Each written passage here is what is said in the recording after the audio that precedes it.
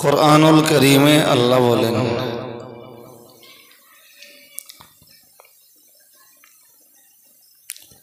ইয়া আইয়ুহাল্লাযীনা আমানু কুতিবা আলাইকুমুস সিয়াম।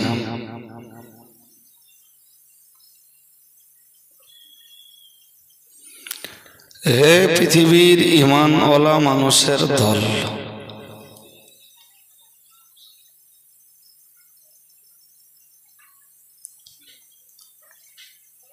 কুতিবা আলাইকুমুস সিয়াম,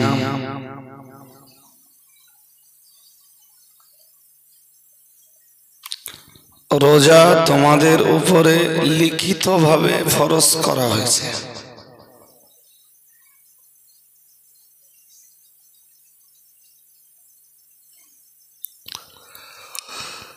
কামা কুতিবা আলাল্লাযীনা মিন ক্বাবলিকুম, যেরূপ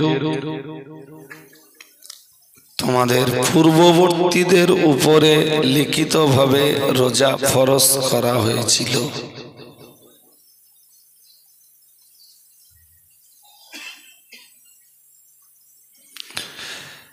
আমরা যেন বললাম, আল্লাহ রোজার বিধান আপনি আমাদের উপরে ফরজ করে দিয়েছেন কেন?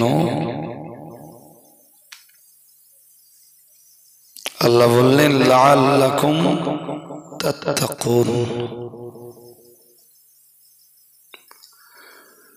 রোজা তোমাদের উপরে এজন্যই ফরজ করেছি যাতে তোমরা তাকওয়া অবলম্বী হতে পারো। সুবহানাল্লাহ।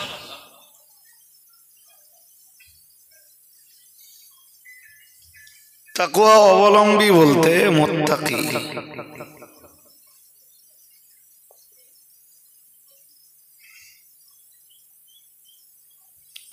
যাতে তোমরা পরহেজগার হতে পারো।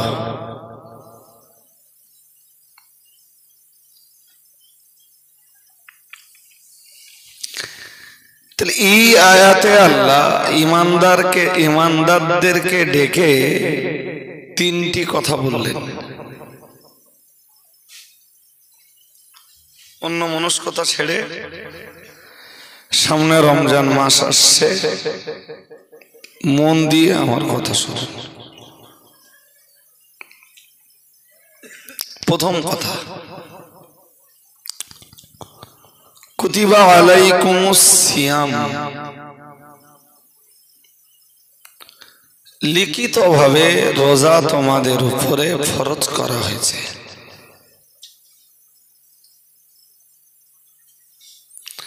ফরজ কে করেছেন? আল্লাহ। পরে বলেছেন, কামা কুতিবা আলাল্লাযীনা মিন ক্বাবলিকুম। দুই নম্বর কথা, যেমন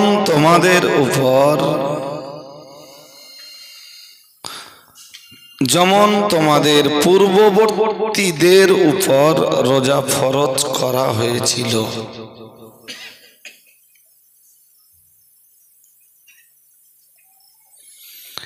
এইটুকু অংশের তাফসীর লিখতে যে ইমাম ফখরুদ্দীন রাসি তাফসীরে কবীরে লেখেন,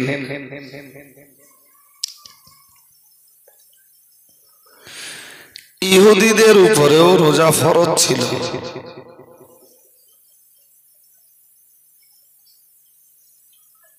কিন্তু তারা নিজেদের জন্য ফরজ করে নিয়েছিল রোজা রাখবার জন্য মুহররম মাসের 10 তারিখটাকে।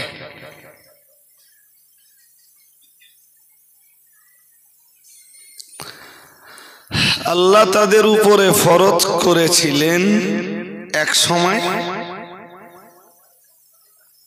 তারা ফরজ করে নিল আর এক সময়। মানে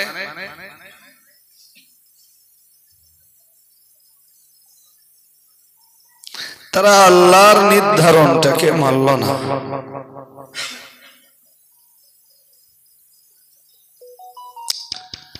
বলুন, কেউ যদি শাবান মাসে রোজা 10টা গেলে,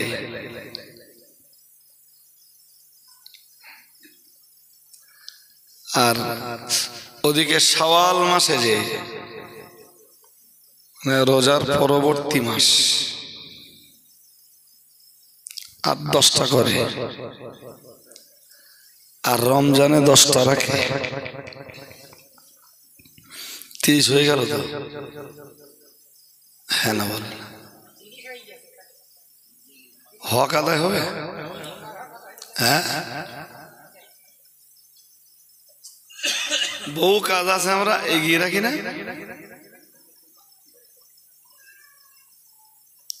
হ্যাঁ না বল, বহু কাজ আছে আমরা এগিয়ে রাখি তো, যে আমার এই সময়টা খুব চাপ হয়ে যাবে, তাই আনতে একটু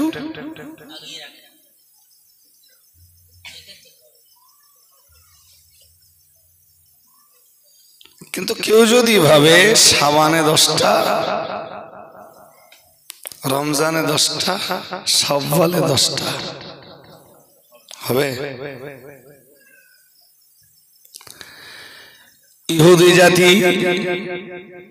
ইহুদি জাতির উপরে আল্লাহ রোজা ফরজ করলেন এক সময়, ওরা নিজেদের জন্য চাপিয়ে নিল আর এক সময়।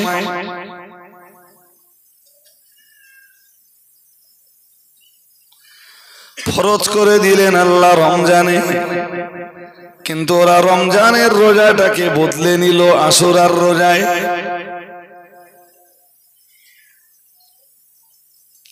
কারণ ওই দিন হযরত নবী মুসা আলাইহিস সালামকে আল্লাহ পাক রব্বুল আলামিন হেফাজত করেছিলেন, এবং মুসা নবীর প্রধান দুশমন ফিরআউনকে আল্লাহ দরিয়ায় ডুবিয়ে মেরেছিলেন। সুবহানাল্লাহ। আর একটু মন খুলে বলেন, ওরা ওই দিবসটাকে রোজার জন্য বেছে নিল, আমরা এই দিবসে রোজা রাখবো, রমজানের রোজা করতো না ওরা।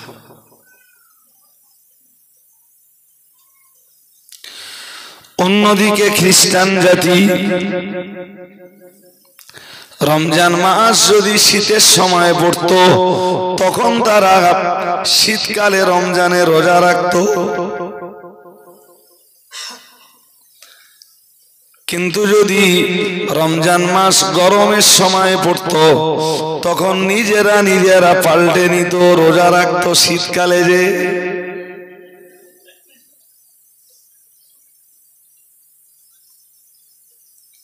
কি ঘুম পাচ্ছে আপনাদের নাকি? আপনাদের চেয়ে আমার ঘুম বলো বেশি, খুব বেশি দরকার। আমি ভালোভাবে বসতে পারছি না, মানে বসার পরিমাণ এত বেশি হয়ে যাচ্ছে, আর শোয়ার পরিমাণ, ঘুম নাই হোক, অন্তত বিছানায় পিঠ লাগানোর পরিমাণটা এত কম হয়ে যাচ্ছে যে এটা মাঝে মাঝে মনে হচ্ছে যেন একট হয়ে যাচ্ছে। পিছনটা চেয়ার লাগবে না? তাহলে ঘুমের কতটা ঘাটতি তো বসে দেখুন। এতে সব করছি বলো, আল্লাহ শুকরিয়া, এতে সব করছি। এই অবস্থায় মাদ্রাসা চালাচ্ছি, এই অবস্থায় স্কুলের খাতা দেখছি, এই অবস্থাতে স্কুল করছি, এই অবস্থাতে জলসা করছি, সামাজিক দায়বদ্ধতা যেগুলো আছে সেগুলো পালন করার চেষ্টা করছি।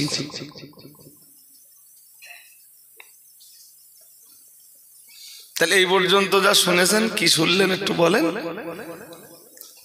ইহুদিরা রমজানে রোজা না রেখে ওরা পাল্টে নিলে আশুরার দিন বললে আর রাখবো না।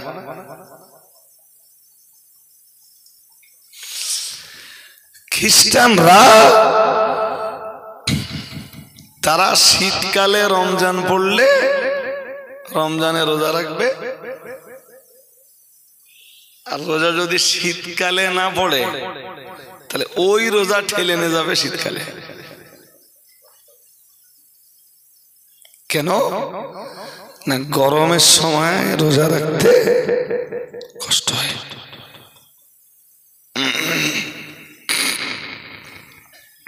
শীতকালে রোজা রাখা যত সহজ গরমকালে রোজা রাখা অত সহজ নয়। মগর ইমানদারদের কাছে, আল্লাহ ভীরুদের কাছে দুটোই সহজ। সুবহানাল্লাহ বলেন। রোজা রেখে আমরা বলি না কি যে কষ্ট হয়েছে, সন্ধ্যাবেলা ইফতার করে বলেন নাকি যে ইফতার করার আগে বলেন কষ্ট হচ্ছে, তো পরেও কষ্ট হয় না? না ওটা বলিনি, কষ্ট তো একটা থাকবে, কিন্তু এইটা বলি না কি যে রোজা থেকে খুব কষ্ট হয়ে গেছে, মনে হচ্ছিল ভেঙে দেই, এরম বলেন নাকি? বলবেন না কেন? হাদিস শরীফের বয়ানে এসেছে আল্লাহ পাকের নবী সাহাবী হযরত আবু উমামা আল বাহিলি রাদিয়াল্লাহু তাআলা আনহু থেকে বর্ণিত, তিনি বলেন আন্না রাজুলান সাআলা রাসূলুল্লাহ সাল্লাল্লাহু আলাইহি ওয়াসাল্লাম মাল ঈমান। হযরত আবু উমামা আল বাহালি থেকে বর্ণিত, তিনি বলেন নিশ্চয়ই একজন লোক, তার মানে একজন সাহাবী রাসূল পাকের দরবারে এলো, এসে বলল মাল ঈমান, ইয়া রাসূলুল্লাহ ইয়া হাবিবাল্লাহ হুজুর, ঈমান কাকে বলে? খুব মন দিয়ে শুনতে হবে। আবু উমামা আল বাহিলি হাদিসটা বর্ণনা করছেন। একজন লোক এসে বলল হযরত ঈমান কি আছিস? ঈমান আপনারা দেখেছেন? কিছু বলতেছেন না কেন? আমার তো ঘুম লাগবে না, কিছু বলেন না কেন? জিয়াচ্ছি, ঈমান চোখে দেখেছেন? হ্যাঁ, কোন যন্ত্রতে মেপেছেন?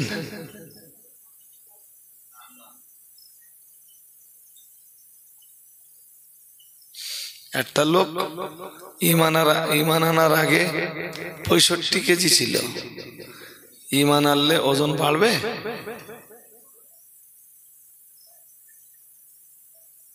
চাচা, ঈমান আনার পরে কি ওজন বাড়বে না কমে যাবে? ঈমানটা কি জিনিস?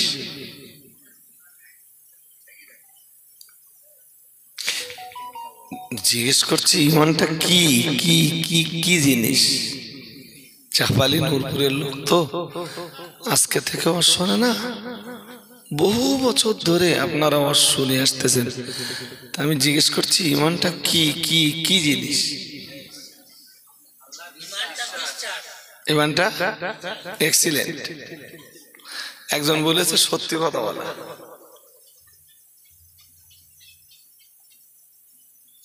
ঈমান কাজের নাম না বিশ্বাসের নাম? ঠিক করে বুঝে উত্তর দেন।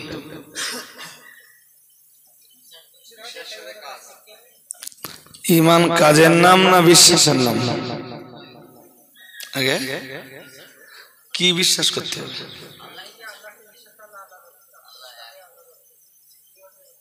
বলেন, হয়ে গেছে? আর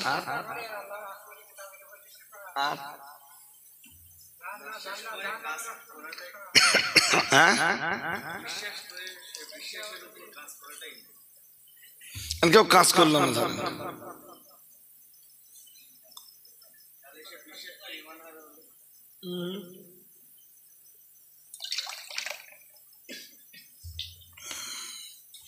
বিশ্বাস করলে কাজ করলে না। নূরপুরে এমন বহু লোক আছে, চাপালিতে এমন বহু লোক আছে, কালেমা পড়লো নামাজ পড়ে না। তাহলে বিশ্বাস করলে কাজটা করলে না, তাহলে আপনার কথা মতো তার ঈমান থাকবে না চলে যাবে?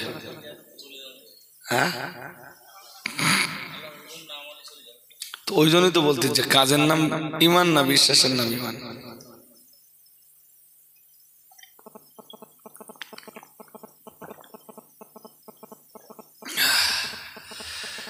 একটা মদ্দা কথা মনে রাখুন, শুধু বিশ্বাসের নাম ইমান। আবার বলে ওই পর্যন্ত গেছি আমি, এন যেটা বলছি এটা শোনেন, তারপরেরটা পরে বলতেছি। বিশ্বাসের নাম ইমান। أن تؤمن بالله وملائكته وكتبه ورسله واليوم الآخر وتؤمن بالقدر خيره وشره من الله تعالى أو كما قال عليه السلام محمد رسول الله صلى الله عليه وسلم আমার আল্লাহর নবী জানিয়ে দিয়েছেন আন তুমিনা বিল্লাহি, তুমি ঈমান, তুমি বিশ্বাস করবা আল্লাহকে, ও মালাইকাতিহি, আল্লাহর तमाम ফেরেশতা মণ্ডলীকে, ও কুতুবিহি, আল্লাহর নাযিল করা কিতাবগুলিকে, ও রুসুলিহি, আল্লাহর প্রেরিত तमाम মহাপুরুষ তথা নবী রাসূলদেরকে, ওয়াল ইয়াউমিল আখির, 5 নম্বরে তুমি বিশ্বাস করবা পরকালের দিবসকে, ওয়া তুমিনা বিল কদরি খাইরিহি ওয়া শাররিহি মিনাল্লাহি তাআলা, 6 নম্বরে তুমি তাকদীরকে বিশ্বাস করবা। 5 পরকাল, 6 তকবীর নট তাকদীর। কি বলেছি? ভুল শুনে বাড়ি গেলে হবে না ভাই। তাকদীর, তাকদীরের বাংলা ভাগ্য। আপনার কি হবে কি হবে না সব লেখা আছে কপালে। কে লিখেছেন? আল্লাহ। পৃথিবী সৃষ্টির 50,000 বছর আগে। সুবহানাল্লাহ বলুন। আরে বাবা আর একটু মন খুলে বলেন না। জীবনে ভালো যেটা ঘটে ওটাও লিখে রেখেছেন, খারাপ যেটা ঘটে। যত বড় নেতার পিছনেই আপনি দৌড়ান না কেন, নেতা আপনার তকদির বদলে দিতে পারে না। যত বড় হুজুরের পিছনে দৌড়ান না কেন, হুজুর আপনার তকদির বদলে দিতে পারে না। যত বড় পীর সাহেবের কাছেই যান না কেন, পীর সাহেবও আপনার তকদির বদলে দিতে পারে না।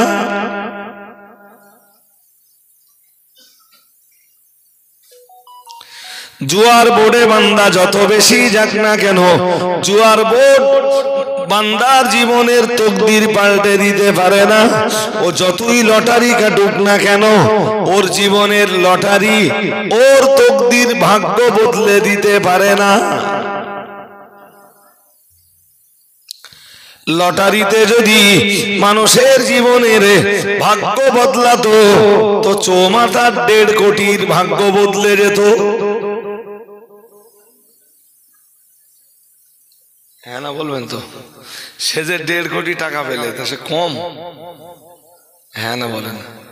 হ্যাঁ, ও যেমন ছিল 1.5 কোটি পাওয়ার আগে তার চাইতে আরো খারাপ। আরে এখন আরো জীবন যাচ্ছে কষ্টে। একটা মানুষ যদি সেম স্ট্যাটাসে থাকে, ধরুন প্রতিদিন রান্না হয় 40 গ্রাম সরিষার তেল, ও চলে যাবে।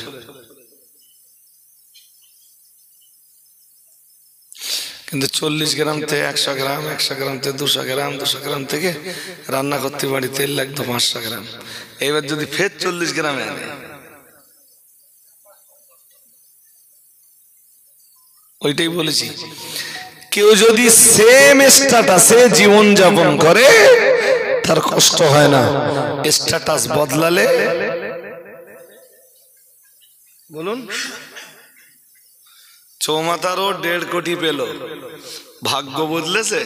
1.5 কোটি পাওয়ার আগেও বিড়ি বাদ্য, আজও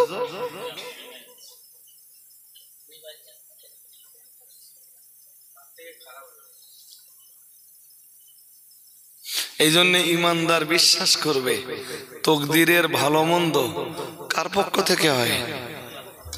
জোর করে বলেন, আল্লাহর পক্ষ থেকে হয়। কোন হুজুরের কাছ গেলে হুজুর পাল্টে দিতে পারবে? পৃথিবী সৃষ্টির 50,000 বছর আগে মহান আল্লাহ লিপিবদ্ধ করে রেখেছেন। ও বাবাজিরা ভাইরা, আজ যে কলম মানুষের জীবনের ভাগ্যলিপি নির্ধারণ করেছে, ভাগ্যলিপি যে কলমে আল্লাহ লিখেছেন, নবী আমার জানিয়ে দিয়েছেন জাফফাল কলম, কলমের কালি শুকিয়ে গেছে। কি হয়েছে শোনেননি মন দিয়ে? কি হয়েছে? নতুন করে লেখাও হবে না, যেটা লেখা হয়েছে ওটা কেটেও দেওয়া হবে না। আপনি আপনার তকদিরে যেরাম খাবার আল্লাহ লিখেছে আপনি সেই খাবার খাবেন। ধনী হলেও খাবেন, গরিব হলেও।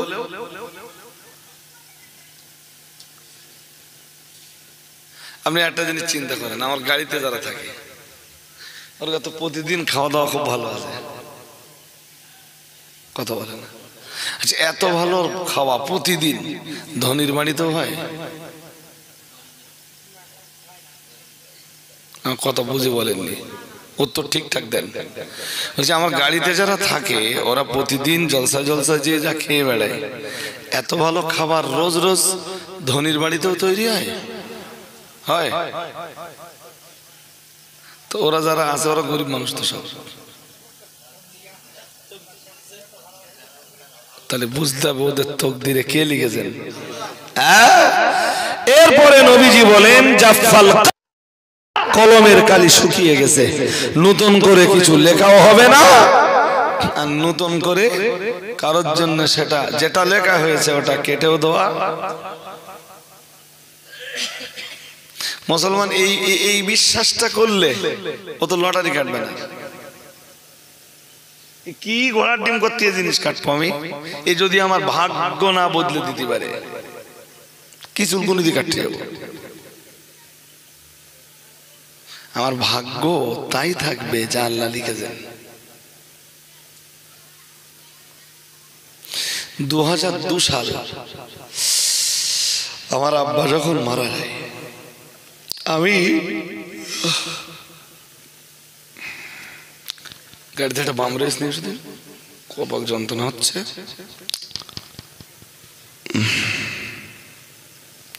2002 সাল আব্বা যখন মারা যায়, তা আমি বাড়ির বড় ছেলে হিসাবে সাংসারিক দায়ভার সব আমার উপরে।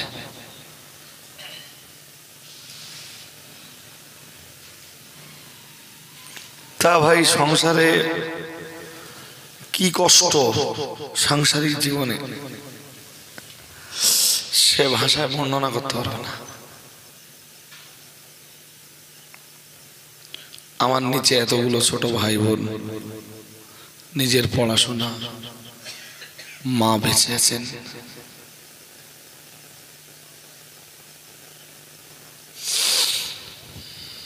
তখন ভাবতাম যে আল্লাহ সামর্থ্য দিলে হজ করব,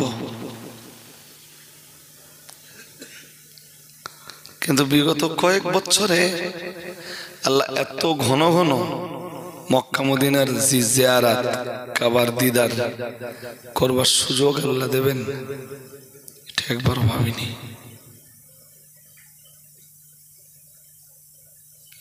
লিখে রেখেছিলেন কে? বহু গরিব মানুষ বারবার নবীর দেশে যাচ্ছে, বহু ধনী মোটেই যাওয়া হচ্ছে না। তাকদীর কি আছে বলেন? এই যে পর্দায় চাচিরা আছে না, কথা হয় না, চাচিরা আছে তো নেই?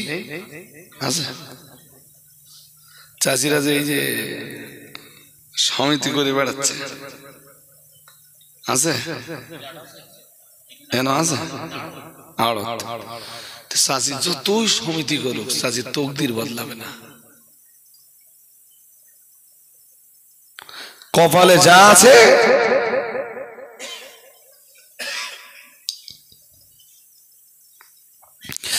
কোরআন শরীফে মহান আল্লাহ জানিয়েছেন ওমা তাদরি নাফসুম মাযা তাকসিবু গাদা। মহান আল্লাহ জানিয়েছেন পাঁচ জিনিস আমার আল্লাহর কুদরতি কবজায়। এক নম্বরে মহান আল্লাহ জানিয়েছেন ইন্নাল্লাহা ইনদাহু ইলমুস সাআ। কিয়ামত কবে হবে ওইটা দুনিয়ার কোনো মানুষের হাতে নয়, ওইটা আমার আল্লাহর কুদরতি ক্ষমতায়, ওইটা আমার আল্লাহর কুদরতি ক্ষমতায়। কেউ জানে না, শুধু একজন জানেন কিয়ামত কবে হবে। তিনি কে? জোর করে বলেন, তিনি কে? তিনি আল্লাহ। কিয়ামত কবে হবে তার এলেম শুধু আল্লাহরই আছে। একটু এগিয়ে আসুন না, একটুখানি। সে জুলবিয়ার ভাই চলে গেছে নাকি? সে লোকেরা দেখতিস না কোন দিকে গেছে? ডাক্তারের বাড়ি? ও না, আমি মনে করছি বাড়ি গেছে কিনা, আমার সাথে দেখা টাকা করলে না। যাক, একটু মন লাগিয়ে শুনুন। যারাই বসেছেন সবার কাছে অনুরোধ, সবার কাছে তাকদীরের ব্যাপারে সচেতন হন। মায়েরাই যতই সমিতি করে বেড়াক, ভাগ্য বলো, ভাগ্যে ছেঁড়া কাপড় লেখা থাকলে চাচির ওই ছেঁড়া কাপড় পরেই মরণ হবে।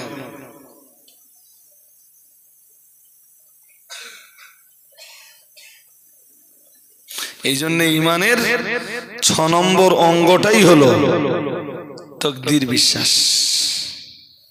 কি বিশ্বাস? ইন্নাল্লাহা ইনদাহু ইলমুস সাআ।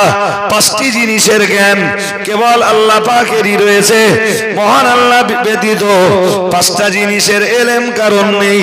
ও বাবাজিরা ভাইরা, এক নম্বরে কিয়ামত কবে হবে ওইটা কেবল আল্লাহই জানেন। দুই নম্বরে ওয়ায়ুনাসিলুল গায়সা, কবে কোথায় কতটা পরিমাণ পানি হবে ওটা মহান আল্লাহ খবর রাখেন।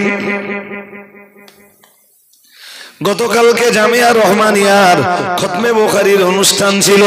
মুফতি সাহেব আগে থেকে যদি জানতে পারতেন ওই দিনে পানি হবে, বোধহয় মুফতি সাহেব ওই ডেটটা করতেন না। হ্যাঁ না বলবেন তো? ঠিক যেই টাইমটা কালেকশনের টাইম, এটা বড় কালেকশন, মাগার ইচ্ছা কার? কার? ওয়ায়ুনাসিলুল গায়সা, কবে কোথায় কতটা পরিমাণ পানি হবে কেউ জানে না, জানেন একজন, তিনি আমার আল্লাহ। ও বাবাজিরা ভাইরা, 3 নম্বরে মহান আল্লাহ আবার জানিয়েছেন ওয়ায়ালামু মা ফিল আরহাম, মায়ের পেটের ভিতরে কি আছে, জিন্দা আছে না মুর্দা আছে, মায়ের পেটের ভিতরে সুস্থ বাচ্চা না অসুস্থ বাচ্চা, মায়ের পেটের ভিতরে বাচ্চাটার গঠন প্রকৃতি পূর্ণ না অপূর্ণ, মায়ের পেটের বাচ্চাটা ছেলে না মেয়ে, বাচ্চাটা মুর্দা অবস্থায় জিন্দা, মুর্দা অবস্থায় দুনিয়ায় আসবে নাকি বাচ্চাটা জিন্দা অবস্থায় দুনিয়ায় আসবে কেউ জানে না, জানেন একজন, তিনি আমার। 4 নম্বরে মহান আল্লাহ জানিয়েছেন ওমা তাদরি নাফসুম মাযা তাকসিবু গাদা। মহান আল্লাহ জানিয়েছেন বান্দা তুমি আজকে কি খেয়েছো ওটা তুমি খবর রাখো, আজকে কি করেছো সেটা তুমি জানো, আগামী কাল তুমি কি করবা ওটা তোমার জানা নেই, আগামী কাল তোমার কি হবে সেটাও তোমার জানা নেই, আর আগামী কাল তোমার রুজি রুটি কি আছে সেটাও তোমার জানা নেই।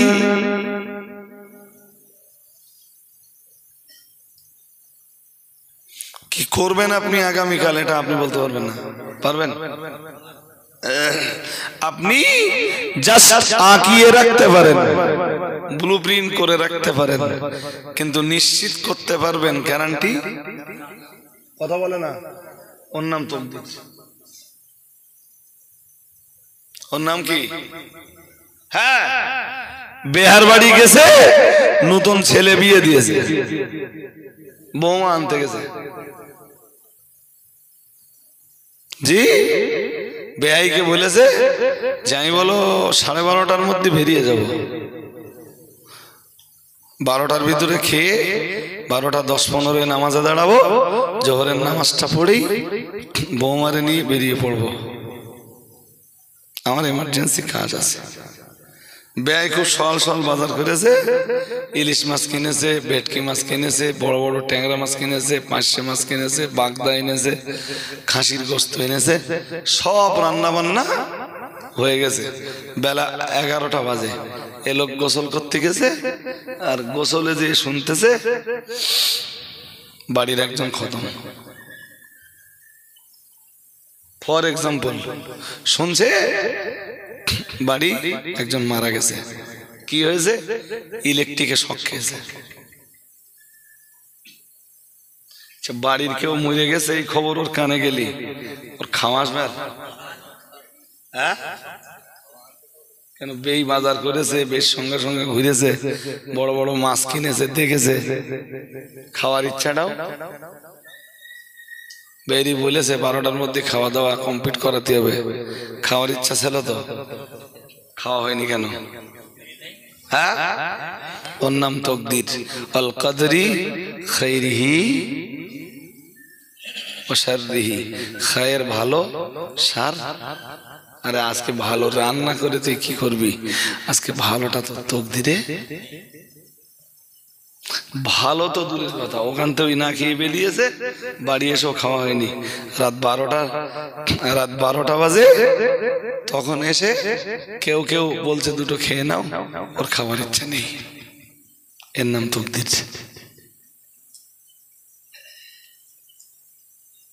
আর তো অধিকাংশ রাত্রির খাওয়া হয় না। ঘুম পাচ্ছে আপনার নাকি? ঘুম পাচ্ছে আপনাদের? অধিকাংশ আমার খাওয়া হয় না।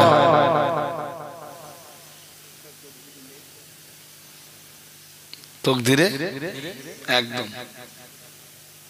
নইলে ওই জয়ন্তে নেমে এসছি, ওরা বললে হুজুর দুটো খেয়ে যান। আবার জয়ন্তে নামবো, তারা বলবে হুজুর দুটো খেয়ে যান। লাট জলসায় হুজুর কিছু খেলেন না তো?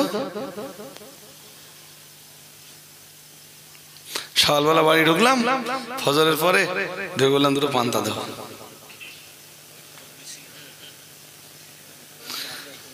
तकदीर बुरा है तो तदबीर क्या होगा?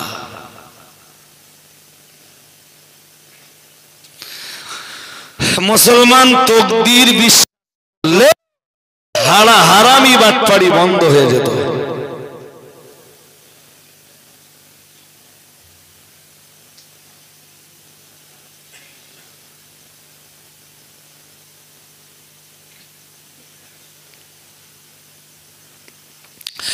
ছয় জিনিসকে বিশ্বাস করলে একজন মানুষ ঈমানদার। ও বাবাজিরা ভাইরা, যার 1 নম্বরের বিশ্বাস আল্লাহ বিশ্বাস, 2 নম্বরের বিশ্বাস ফেরেশতা বিশ্বাস, 3 নম্বরের বিশ্বাস আল্লাহর আসমানি কিতাবের উপরে বিশ্বাস, 4 নম্বরের বিশ্বাস तमाम দুনিয়ার নবী রাসূলদের প্রতি বিশ্বাস, 5 নম্বরের বিশ্বাস পরকালের দিবসের উপরে বিশ্বাস। পরকাল শুরু হয় মানুষ মরবার সঙ্গে সঙ্গে, আর জান্নাত আর জাহান্নাম পর্যন্ত যা কিছু আছে সবই পরকাল। ও বাবাজিরা ভাইরা, এখানে পরকাল বিশ্বাসটা লাগবে 5 নম্বরে। নবী আমার 6 নম্বরে জানিয়েছেন ওয়াতুমিনা বিল কদরি খাইরিহি ওয়া শাররিহি মিনাল্লাহি তাআলা, ও কামা ক্বালা আলাইহিস সালাম। প্রিয় নবী মুহাম্মদুর রাসূলুল্লাহ সাল্লাল্লাহু আলাইহি ওয়াসাল্লাম, আমার আল্লাহর নবী জানিয়ে দিয়েছেন তাকদীরে ভালো মন্দ যা কিছু হয় সব আমার আল্লাহর পক্ষ থেকে হয়। 6 নম্বরে এই জিনিসটাও বিশ্বাস করা লাগবে। এই 6 জিনিসের বিশ্বাস যাদের ভিতরে থাকবে, প্রিয় নবী মুহাম্মদুর রাসূলুল্লাহ সাল্লাল্লাহু আলাইহি ওয়াসাল্লাম, আমার আল্লাহর নবী জানিয়ে দিয়েছেন তারাই হলো প্রকৃত ঈমানদার, তারাই হলো দুনিয়ার ঈমানওয়ালা। ও বাবাজিরা ভাইরা ভালো করে মাথায় রাখুন, আমি আপনাকে বোঝাতে চাইছি, আমি আপনাকে বলে বোঝাতে চাইছি, 6 জিনিস বিশ্বাস করলে ঈমান ভিতরে জায়গা পাবে। কারোর ভিতরে যদি 6-1 হয়, তার মানে 6 জায়গায় যদি কারোর ভিতরে 5টা বিশ্বাস জায়গা পায়, আর 1 বিশ্বাসের ঘাটতি যদি থেকে যায়, তবুও লোকটা ঈমানদার নয়। লোকটা ঈমান আনার পরে নামাজ পড়িনি, তবে ঈমানও নষ্ট করিনি। লোকটা মানে ঈমান আনার পরে জিনা ব্যভিচার করেছে, তবুও কোনদিন আল্লাহর সাথে শিরকি কিংবা কুফরি করিনি। ঈমান আনার পরে লোকটা আল্লাহর বিধিবিধানকে পালন করিনি, এরপরেও লোকটা ঈমান নষ্ট করে দেয়নি। ও বাবাজিরা ভাইরা ভালো করে মাথায় রাখুন, কেবল ঈমানের দাবিতে লোকটা একদিন জাহান্নাম খেটে, নিজের পাপের দায়ে জাহান্নামের জেলখানা খেটে আশা করা যায় জাহান্নাম থেকে বার হয়ে আল্লাহ তাআলা, আল্লাহ পাকের দয়া জান্নাতের ভিতরে জায়গা পাবে। আর একটু মন খুলে বলেন কি লাগবে, জোর করে বলেন কি লাগবে। কিন্তু 6-1 যদি হয়, -2 বলিনি আমি, -1 যদি হয়, ওর ঈমান নেই। 6-6টাই লাগবে। আমি এর আগের জলসায় 6-এর শুধু প্রথমটার ব্যাখ্যা দিয়েছি, আল্লাহ বিশ্বাস, যে কেমনে আমাদের আল্লাহ বিশ্বাস করতে হবে। হাজিরিনে মজলিস শুনে রাখুন, যদিও এখানে আমার ওয়াজ করার উদ্দেশ্য ছিল না, আমি আপনাকে এক হাদিস শোনাচ্ছিলাম। প্রিয় নবী মুহাম্মদুর রাসূলুল্লাহ সাল্লাল্লাহু আলাইহি ওয়াসাল্লামের দরবারে নবীজির এক সাহাবী এলেন। আসসালাতু ওয়াসসালামু আলাইকা ইয়া রাসূলুল্লাহ, আসসালাতু ওয়াসসালামু আলাইকা ইয়া হাবিবাল্লাহ। নবী আমার সালামের জবাব দিলেন। ও বাবাজিরা ভাইরা, আমার আল্লাহ পাকের নবী সাহাবী রাসূলুল্লাহর ডাক দিয়ে বললেন, মাল ঈমান ইয়া রাসূলুল্লাহ, ইয়া হাবিবাল্লাহ, হুজুর ঈমান কোন জিনিসকে বলা হয়? প্রিয় নবী মুহাম্মদুর রাসূলুল্লাহ সাল্লাল্লাহু আলাইহি ওয়াসাল্লামের সাহাবী যেন নবীর জিজ্ঞেস করলেন, ইয়া রাসূলুল্লাহ, ইয়া হাবিবাল্লাহ, হুজুর বেয়াদবি নেবেন না গো, আমি কি করে বুঝবো আমার ভিতরে ঈমান আছে, আমার ভিতরে ঈমান কাজ করছে? হুজুর এটা বুঝবার সিম্পটম কি, এটা বুঝবার লক্ষণ কি? ও বাবাজিরা ভাইরা, মুহাম্মদুর রাসূলুল্লাহ সাল্লাল্লাহু আলাইহি ওয়াসাল্লাম নবী আমার জবাব দিয়ে বললেন, ইদা সাররাতকা হাসানাতুকা ওয়া সাআতকা সাইয়্যাতুকা ফাআনতা মুমিনুন। নবী আমার জানিয়েছেন, তুমি যদি নেকির কাজে আনন্দ পাও, ঈমান আনার পরে নেকির কাজগুলিতে যদি আনন্দ পাও, আর গুনার কাজে যদি তুমি কষ্ট পাও, দুঃখ পাও, ফাআনতা মুমিনুন, তবেই তুমি একজন ঈমানদার। আর একটু মন খুলে বলেন, তুমি নেকির কাজ করে যদি আনন্দ পাও, আর গুনার কাজ করে যদি দুঃখ পাও, তখন তুমি মনে করো ঈমানদার। প্রচন্ড গরমের দিন, মসজিদে এত গরম পড়েছে, আপনার গায়ের পাঞ্জাবি ঘামে ভিজে গেছে, এরপরেও মসজিদ থেকে বেরিয়ে যেন বলেন না, ইলেকট্রিক না থাকায় নামাজ পড়তে বড় কষ্ট হয়েছে। ওটা ঈমানওয়ালা লোকের বলি না। এইটা কোন দিন যে ইলেকট্রিক না থাকায় খুব কষ্ট হয়েছে নামাজে। ঈমানদার কি বলবে জানেন? মসজিদ থেকে বেরিয়ে বলবে, গরম পড়লে কি হবে, নামাজের তৃপ্তিটাই আলাদা। আর একটু মন খুলে বলেন, কি বলবে বলেন? গরম পড়লে কি হবে, নামাজের আনন্দটাই।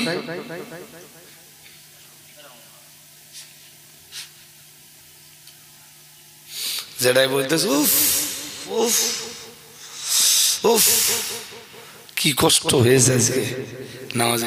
এত গরমে মানুষ নামাজ পড়তে পারে? বলতেছে মসজিদে বেরিয়ে, এত গরমে মানুষ নামাজ পড়তে পারে?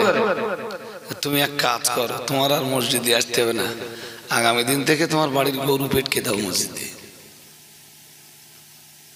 তো গরমে মানুষ যখন নামাজ না পড়তে পারে, পশুরা পারবে না? হ্যাঁ, কিছু বলতেছেন না কেন, বলবেন তো? হ্যাঁ,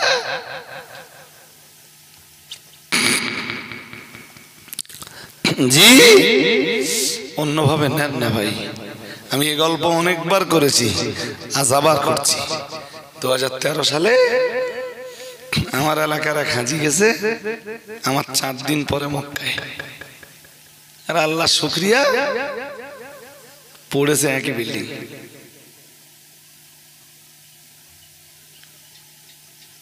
আমি তো তখন আরো একটু বাচ্চা বেশি, তা আমার কাছে গেছে যে বলে সে রজব আলী কই, বয়স কম। সে বেচারা প্রাইমারি স্কুলের মাস্টার, আর কেউ মাস্টার হলে সহজে লোকের দাম দেয় না। মাস্টার হলে সাধারণত 2-3টে গুণ তাদের ভিতরে পাওয়া যায়। প্রথম গুণ কি? বনতা। বিরাট কঞ্জুস হয়, হাতের এই আঙ্গুলির ফাঁসাতে পানি গড়াই দেয় না, এটা প্রথম গুণ। দ্বিতীয় আর একটা গুণ, লোকের দাম না দেওয়া। আমি মাস্টার হয়েছি, আর লোক মানুষ নাকি এরা? কথা বুঝতে পারেননি? সাধারণ মানুষকে অমানুষ বলে তুচ্ছ-তাচ্ছিল্য করা। সে বেচারা মাস্টার ছিল, তা আমার যে ডাকতেছে, এই সে রজব আলী কই রে? তা আমি তখন কাবা থেকে ফজরের নামাজ পড়ে এসে সকালবেলা একটু রেস্ট নিচ্ছি। মা রান্না করছে। কোথায়? ওখানে মা রান্না করছে। বললাম, মা রান্না হয়ে গেলে আমি উঠে গোসল করে দুটো খেয়ে নেব, তারপরে আবার জোহর পড়তে হবে কাবায়। এ লোক সবে মদিনা থেকে মক্কা এসছে, এসে বলছে কইছে রজব আলী কই রে? তাই বেরিয়েছে। কি হয়েছে? এসে আসসালামু আলাইকুম। তা ও যাই, আমার একটু লে যাবি? কোথায়? তাহলে আমি তো খাওয়া সব চিনি নে, তা আমি প্রথম দিন একটু ঘুরিয়ে আনবি, চল। গেল, যে ও লোকের সাথে একটা তপ করলো, তপ ও লোকের হলে আমার হয়ে গেল। লোকের তো ছাপা মারোয়া সাইয়ের গল্প আছে, আমার তো নেই। আমি সে প্রথম দিন এসে করে নিয়েছি। সে ছাপা মারোয়া সাই মানে সে তো অনেক রাস্তা, আর ভারী দেহ। জি, তা আমারে আমি বলছি, আচ্ছা আমার তো ছাপা মারোয়া ছাই নেই, আপনার আছে, তা আপনি ছাইটা করে নেন, আমি এখন দাঁড়াচ্ছি।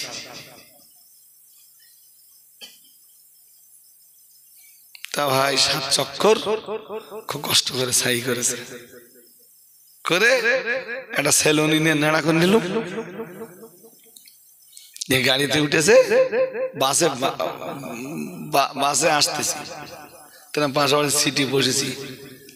আমারে বলতেছে এই দেখ রজব আলী, এত কষ্ট মানুষই করতে পারে?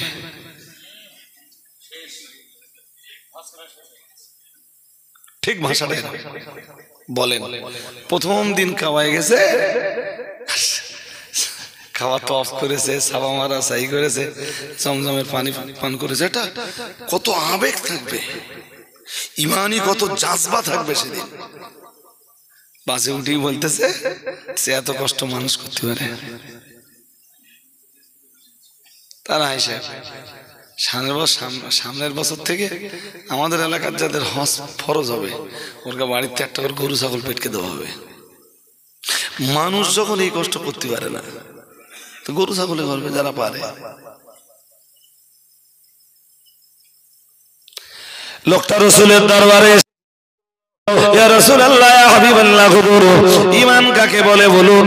প্রিয় নবী মুহাম্মদুর রাসূলুল্লাহ সাল্লাল্লাহু আলাইহি ওয়াসাল্লাম আল্লাহ পাকের নবী বললেন ইদা সাররাতকা হাসানাতুকা ওয়া সাআতকা সাইয়্যাতুকা ফাআনতা মুমিনুন।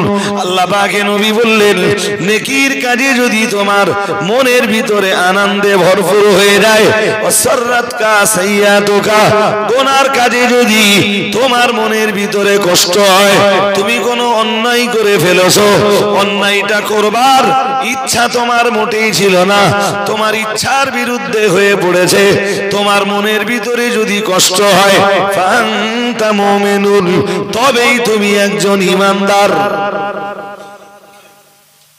আর একটু জোর আওয়াজে সুবহানাল্লাহ বলেন। তো নেকির কাজে যদি কষ্ট না হয়, এই নেকির কাজে যদি আনন্দ না হয়, আর গুনাহ যদি দুঃখ না হয়, ইমানদার থিওরি কে দিচ্ছেন? রাসূলুল্লাহ। কে কে আজ থেকে ১৫০০ সাহাবী এসে বললেন আমি কেমনে বুঝবো আমি ইমানদার? নবীজি বললেন তুমি তখন বুঝবা তুমি ইমানদার যদি নেকির কাজে আনন্দ পায়। নামাজ পড়ছো, নামাজ পড়ে যদি আনন্দ হয়, রোজা রেখেছো মাহে রমজানের, রোজা রেখে যদি তুমি আনন্দ পাও, হজ করেছো, হজ করে যদি আনন্দ পাও, যাকাত দিয়েছো, মনের কাছে যদি কষ্ট না হয় আনন্দ হয়।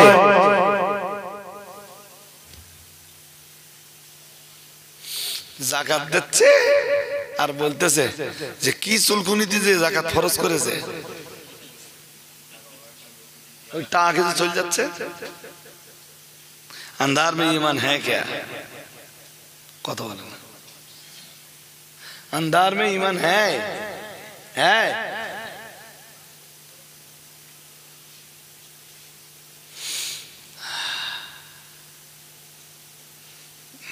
বাজার করতে যাচ্ছে সকালবেলা, তো ধরুন মাদ্রাসার ছেলেপিলেরা ধরেছে মাছা সাত ডালে যাচ্ছে, তা ৩ বস্তা সিমেন্ট দিতে হবে। তোর পকেটে স্যার এত জাপটে ধরেছে, পকেটে ১০০০ টাকা আছে, বাজার করা টাকা, ওই টাকাটাই বের করতেছে।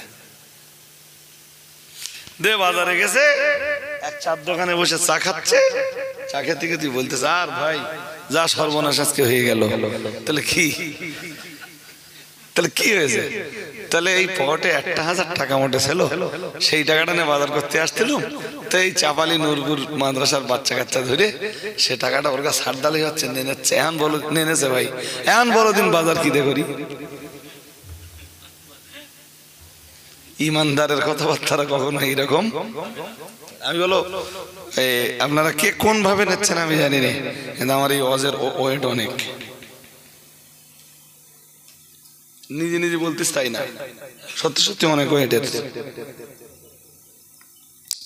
আল্লাহ পাকের নবী বললেন শুধু নেকির কাজে আনন্দ নয়, ও আমার সাহাবী মনে রাখো ওয়াসাতকা সাইয়্যাতুকা, যেদিন গুনার কাজে তোমার দুঃখ হবে সেদিন তুমি মনে রেখো সেদিন তুমি ঈমানদার। একটু মন খুলে বলো, ইস আমি এই কাজটা করলাম, ওর গা উচিত হয়নি, আমার আমি ঠিক করিনি, আমি ওর কাছে ক্ষমা চাইবো।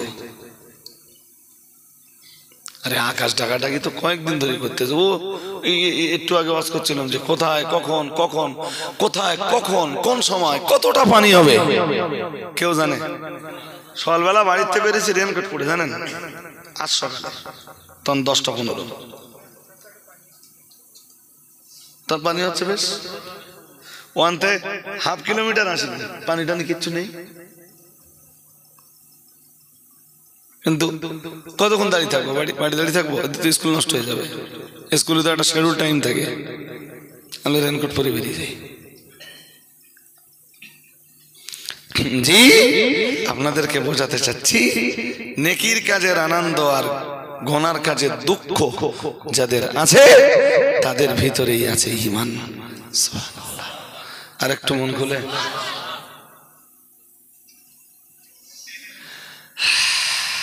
এবারে এই দুটো কথা এক জায়গায় করুন। এই আগের কথা ভুলে গেছেন তো? 6 জিনিস বিশ্বাসের নাম, বলুন ঈমান। 6 জিনিসের বিশ্বাস যাদের আছে তারা ঈমানদার। এবারে ঈমান আনার পরে নেকির কাজ করে যারা আনন্দ পায় আর গুনার কাজ হয়ে পড়লে যারা দুঃখ পায়, ওরা মুমিন শুধু নয়, ওরাই হলো মুমিনে হক, প্রকৃত অর্থে ঈমানদার।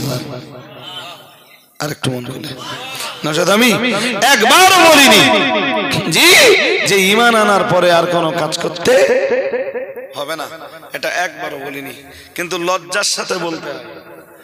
কেউ বা বছরের পর বছর তাস খেলেই চলেছে, 30 বছর ধরে যারা তাস খেলছে, এমন মানুষ পাওয়া যায় 30 বছর ধরে যারা তাস খেলছে, আছে না নেই? 30 বছরের ভিতরে কষ্ট হয়েছে কোনোদিন?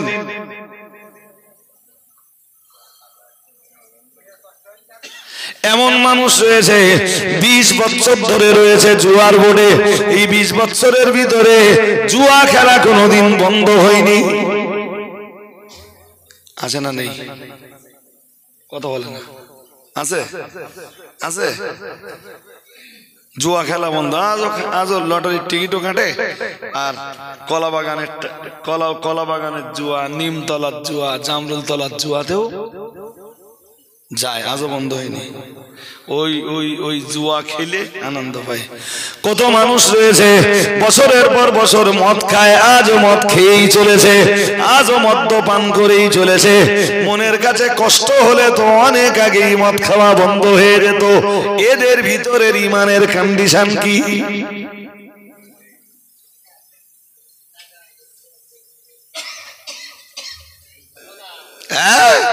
এবার বুঝে দেখেন যে ঈমানের সঙ্গে নেকির কাজের সম্পর্ক কি, আর ঈমানের সঙ্গে গুনার কাজের দূরত্ব কতটা। পানি আসতে,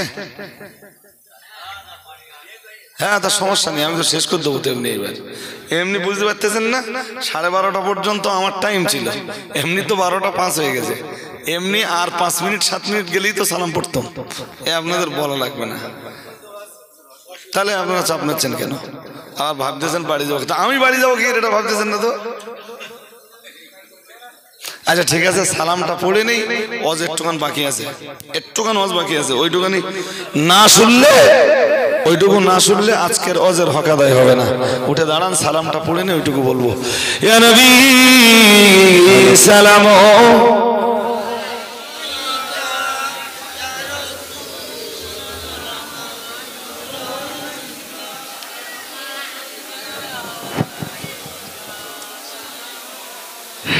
একটু এগিয়ে গেছেন। আমার আপনার দিওয়ানা, আপনি যে মোদের ঠিকানা, কবে যাব আপনার মদিনা, পাঠালাম সালামের নজরানা, ইয়া নবী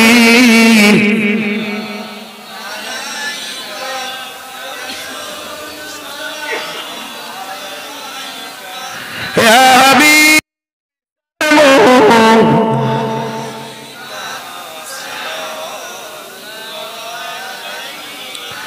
হাসরের কঠিন দিবসে কি আছে মোদের নসিবে, ওই দিনের সময় ভুলো না পাপী উম্মতের, ইয়া নবী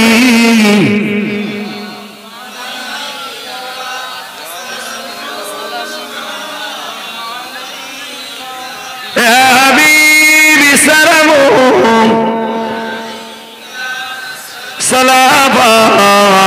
সালাওয়াতুল্লাহি ইয়া রাব্বি সাল্লিম ওয়া সাল্লিম দাইমান আবাদা লা নবিয়িকা।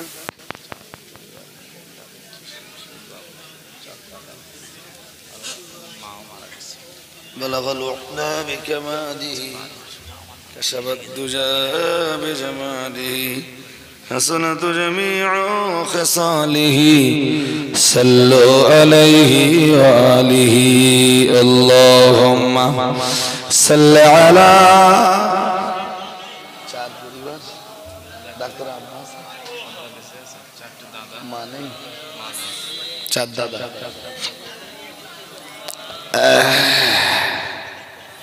হাজিরিন তো দোয়া হবে দোয়ার আগে বলেছি একটুখানি ফিনিশটা করব সূরা ফাতিহা সূরা ইখলাস দুরূদ শরীফ আপনারা পড়া জারি করুন আর কান্ডা এদিকে রাখুন বিষয়টা হলো যে কারণে সারা দিন রোজা রাখার পরেও সন্ধ্যাবেলা ইফতার করে মুখ দিয়ে এই কথাটা যেন না বেরিয়ে যায় যে এই এত গরমে খুব কষ্ট হয়ে গেছে আজকে এটা ঈমানওয়ালাদের পরিচয় না ঈমানওয়ালাদের পরিচয় হলো বিরাট কষ্ট হয়েছে সত্যি কষ্ট হয়েছে এরপরও বলবে কষ্ট হলে কি হবে রোজা রাখার আনন্দটাই আলাদা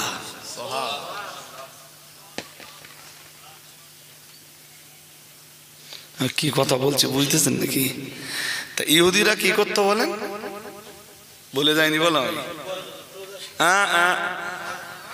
ইহুদিরা এই রমজানের রোজা করে নিত একটা রোজা করে নিত আশুরায় আর রমজানের কোনো রোজা থাকতো না আর খ্রিস্টানরা রোজার মাস যদি শীতকালে পড়ে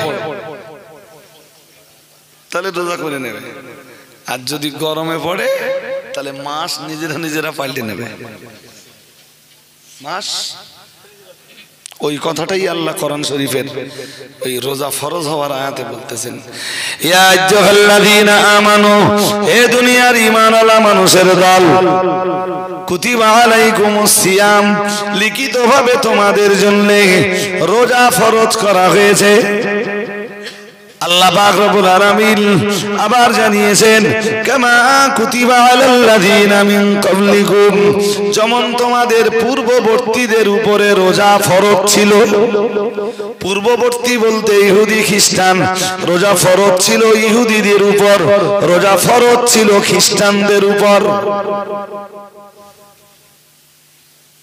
শুনছেন নাকি শুনতেছেন না রোজা কাদের উপর ফরজ ছিল ইহুদি আর খ্রিস্টানদের উপরে আল্লাহ বলতেছেন তোমাদের উপরে ওইভাবে রোজা ফরজ করা হয়েছে কেন জানো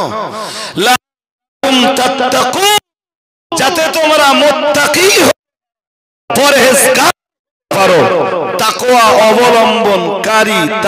অবলম্বনকারী বান্দিতে পরিণত হতে পারো আরেকটু মন খুলে বলেন এবার বলেন যে রোজা রেখে কেমনে মুত্তাকি হওয়া যায়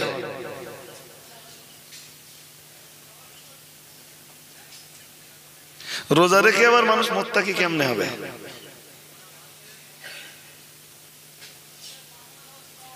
বান্দা রোজার মাসে আমার ভয়ে তুই যদি দিনের বেলায় হালাল খাবার না খেতে পারিস